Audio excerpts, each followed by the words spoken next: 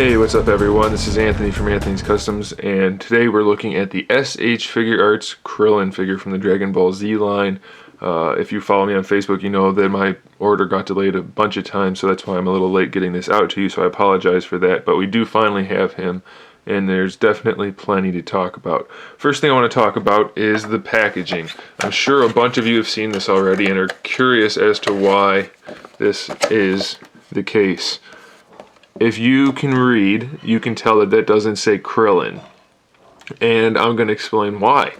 Don't worry, it's not going to be too boring or too long. It's a pretty simple explanation. This is the original translation of his name from Toei Animation and Akira Toriyama way back in the day. This is the name they used for all the licensed products long time ago. If you Google it, all the figures have this name on them, all of the old ones that weren't for the US. But this is not the name that they use currently, so that's why it kind of irritates me. It's obviously not a big deal since it's the packaging, but the name they currently use is spelled K-U-R-I-R-I-N, and that's what you can find actually in the anime. If you look at, I think it was at the very end of Dragon Ball, slash the beginning of Dragon Ball Z, maybe it was slightly into DBZ, I don't know, I'll post a picture there. You can actually see that his name is K-U-R-I-R-I-N.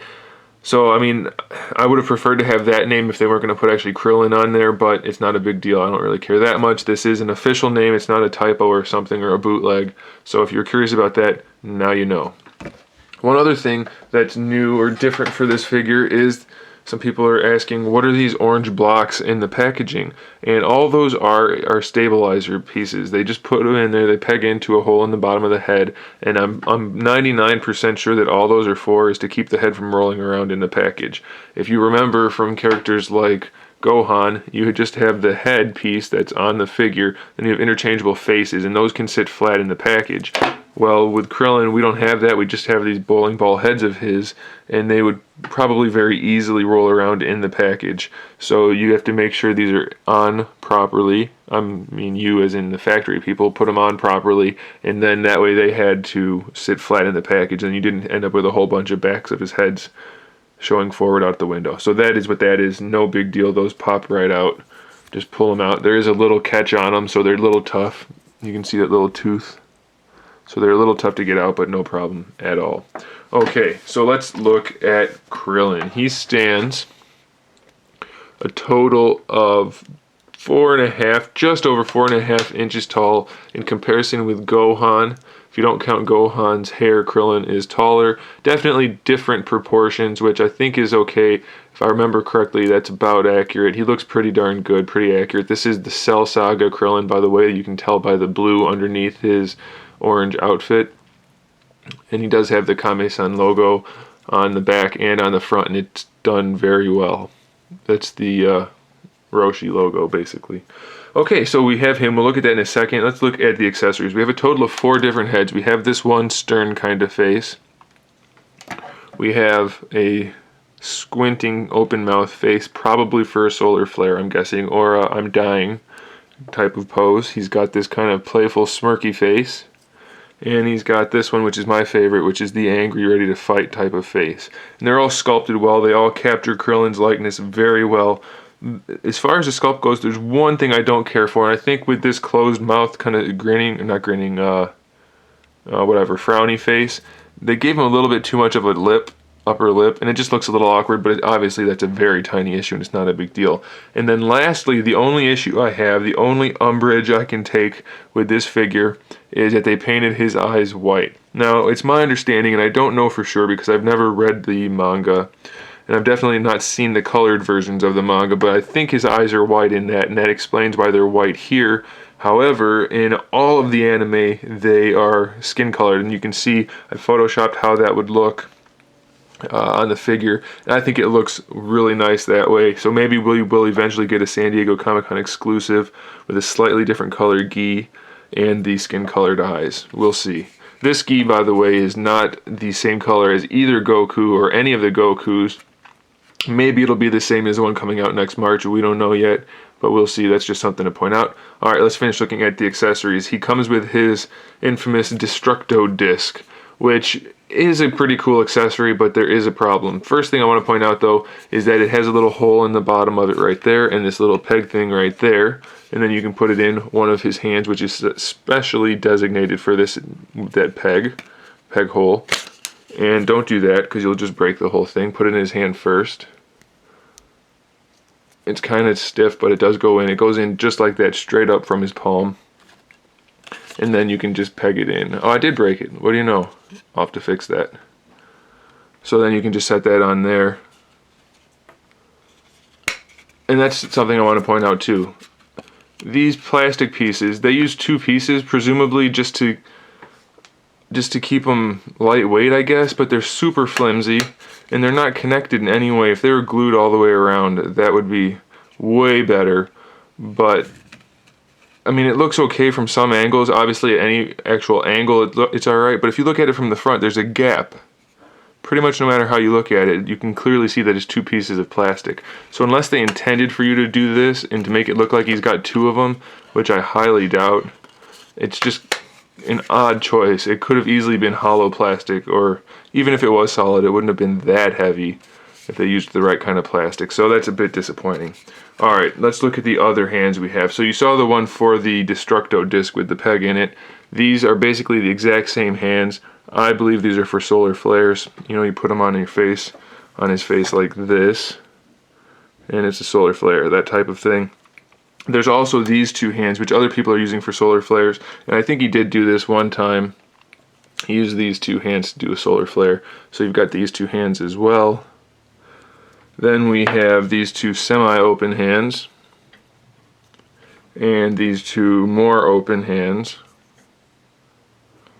and these 2 even more open hands, still individually sculpted fingers, and these 2 completely open hands, not individually sculpted, but still the sculpt work is really good on these. Paint work's really good. And lastly, we have the fist hands that come on the figure in the package. So that's 2, 4, 6, 8, 10, 12, 14, 15 different hands, 4 different heads, and the Destructo disc. Really can't get many more accessories than that, so that's pretty awesome. And then the figure itself, also pretty awesome. As far as the sculpt goes, it looks really good. Paints are really good. He is kind of like a flat feel. He's kind of matte feeling, and there's no like glossiness to him at all. And if you look at Gohan, you can hopefully see the difference. The plastic's much more of a polished plastic, so it's kind of interesting. Not sure why they did that. They did do something else different on this guy too, and it's similar to how they did Trunks, but it doesn't really work so well on Krillin. I'll get to that in a second. So the head is on the standard ball hinge, so it's a ball peg at the top with the hinge, and then a peg into the neck, so it swivels all the way around. Full articulation for the head. The neck is on a ball peg. Fairly limited, but it can pose, so that will help in posing your figure more naturally. It'll look good. He, unlike some of the guys who have the heads that pop on really easy, his is a little tricky, but it's not too bad. So really good posing, no problem there. He's got the bendable or posable shoulder flap for his outfit, just like all the other guys that have this type of outfit. His pops off really easily. I've heard somebody say that it's meant to come off on purpose. I don't know if it really is or not. I think it's more likely that it's just for the sake of keeping it from breaking. But either way, you can pop it off and give him the sleeveless tank top look if you want to. So he's got the big ball peg in the shoulder to move around like that. Then you have the ball hinge for the actual shoulder, bicep swivel, double jointed elbow. The wrist is the exact same type of joint as the neck, so perfectly good articulation there. Let's peg that back in. For the torso now, this is one of the things I was going to complain about earlier. I mentioned I would. This diaphragm joint here is almost useless. You don't get barely anything out of it. Side to side, front to back, no swivel. I'm not sure what they were thinking in that design. Unless I'm just not pulling hard enough, it doesn't separate like some of the other figures have. So this upper diaphragm joint is really quite useless and redundant. You're going to get most of your articulation out of this lower one that's hidden by the belt, but even that one is really quite limited. So you're not going to get too much posing out of the torso. You can do the rotation at the bottom, and you can rock him side to side a little bit, but front to back is still quite limited, and so it's not quite as good as it could have been. His belt is fairly soft, so it won't get in the way of his legs posing. The hips are pretty much standard. They have the hinged ball pegs. They work just fine, no problems there. You can see that the ball peg is in there, that the leg can move on that, and then of course the thigh can move around that as well. So plenty of range of motion there. He's not quite as well articulated in the hips, just due to the sculpt as some of the other guys. But you should be fine. You know, you should be able to get most of your posing done. He's got the knees with the actual kneecap pieces on there like trunks, so that's a nice addition. I don't mind them. Some people don't like them so much. I think they're okay. I mean, either one. These look good like this. There's something to say that that's kind of ugly, and then this one, it's not. It's a different kind of ugly. So I mean, it's a knee joint. It works. I'm not going to complain about it. I'm okay with it. The foot has the same type of hinge as trunk, so it's a ball hinge that swivels in the foot and at the ankle and is hinged obviously, and then you have the toe hinge also. There's no swivel at the boot on this guy, and I think of the three that I have, they're all like this. I don't think there's an error or anything. It's just the sculpt that this part, this little tie, is not quite squared up. It's not quite centered. So I wish there was a swivel in that boot. It's not off far enough for it to be a problem, but I do think it's just, I don't know, it's irritating me. It might just be me though, so it's not a big deal. So either way, Krillin is a really good figure. Be careful with the Destructo disc. Don't break it like I did, although that is a good example of how it could have been made a little bit better, I think. Alright guys, thanks for watching. Stay tuned for more figure reviews, custom figures, and other good stuff. In the meantime, keep collecting.